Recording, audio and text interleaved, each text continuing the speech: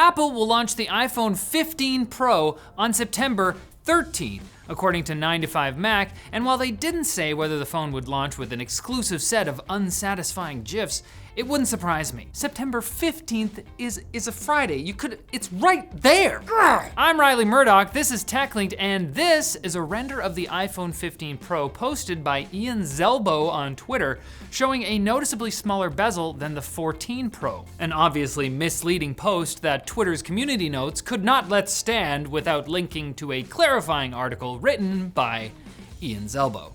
Community notes are actually one of the few things that have gotten noticeably better under Elon. It's like people tweet sassy things and it'll say, additional context, this person is just a little hangry right now. But the thinner bezels might not help iPhone sales as much as being the only smartphone on the market with a 3nm processor, thanks to a timed exclusivity deal with TSMC. The foundry will eat the cost of any defective batches, but Apple will be paying more for the chips, which probably explains other rumors that Apple's increasing the storage for the 15 Pro and Pro Max, while also upping the price for the base model by $100 and $200 respectively, to $1299 and $1199 disrespectively. I don't know if that's a word, and I'm not checking. The quest for a room temperature superconductor continues, with scientists, Twitter users, and degenerates racing to validate it, argue about it, and create fake evidence for it, respectively. Sorry, that was the last one. If you've either been living under a rock or have simply realized you're incredibly out of your depth trying to read preprint physical chemistry papers, a couple weeks ago, Korean researchers claimed to have synthesized a room temperature superconductor they called LK99. A sassy Star Wars droid, just kidding. Kicking off a mad dash to replicate the study's findings, since, if it's real, LK99 could revolutionize human technology by letting us do things like levitate frogs. That's not true, but it kind of is, so I'm moving on. Making the material itself is pretty complicated, but some groups have claimed to have some success, from established researchers to engineers like Andrew McCallop, who have been live blogging their attempts on Twitter. Despite all the developments though, the superconductivity of LK99 is still heavily in question, so commercial fusion power probably isn't just around the corner. It might only be around a couple more corners though, since the same researchers who demoed the first net gain fusion reaction back in December just announced another, even more net gainier success. Stay on the ground, frogs. Your time shall yet come. Unless you're an incredibly wealthy frog who can afford a ticket to the commercial space station built by Airbus and Voyager Space when it replaces the International Space Station sometime after 2031, maybe. Frogs apparently only live for 6 to 8 years, but that's not Airbus's problem.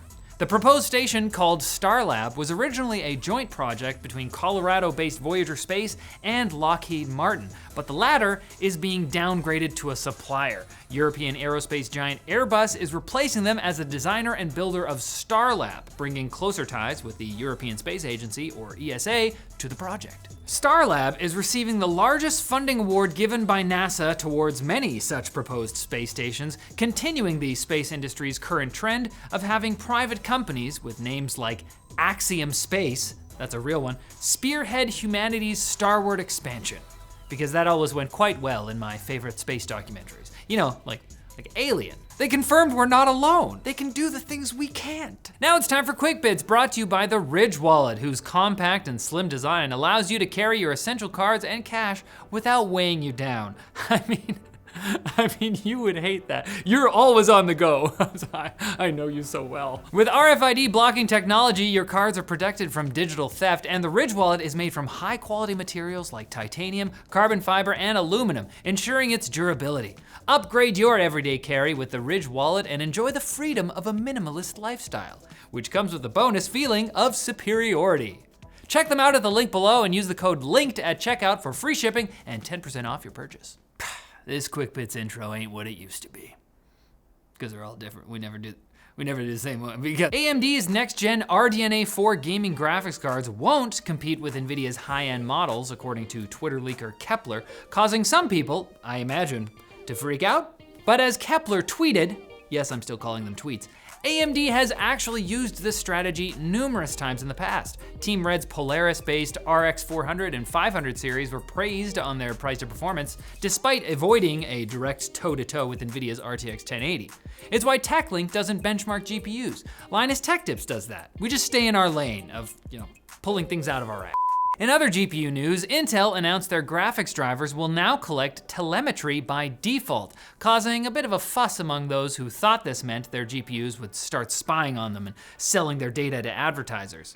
And, well, those people are right if by spying they mean logging the categories of websites you visit, and by selling to advertisers they mean making the data available to Intel so they can use it to optimize GPU drivers in the same way that NVIDIA and AMD do. I'm assuming Intel just didn't know they could do this. What? Selling their data to advertisers, by which I mean our engineers?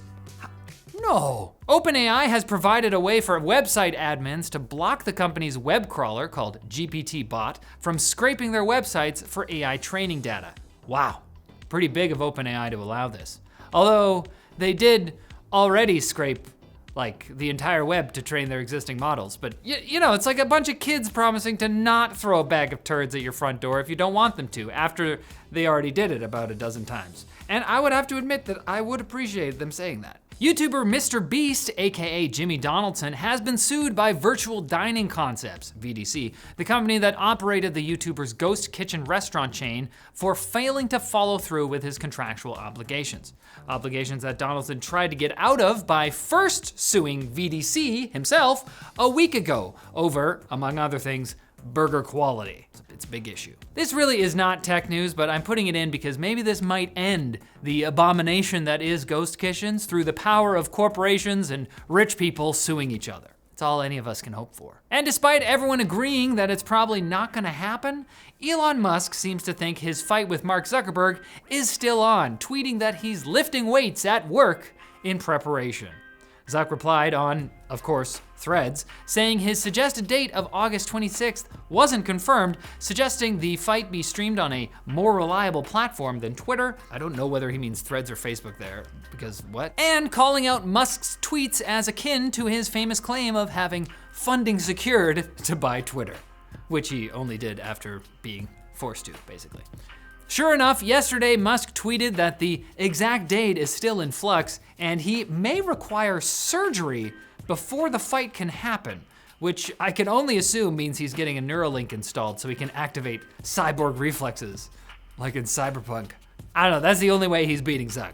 This guy's killing it on the jujitsu mat and on social media. I don't wanna like Zuck, and I don't, but And you killed this episode. Thanks a lot, now it's dead. Come back on Wednesday for a freshly revived episode thanks to a combination of magic, science, and floating frogs.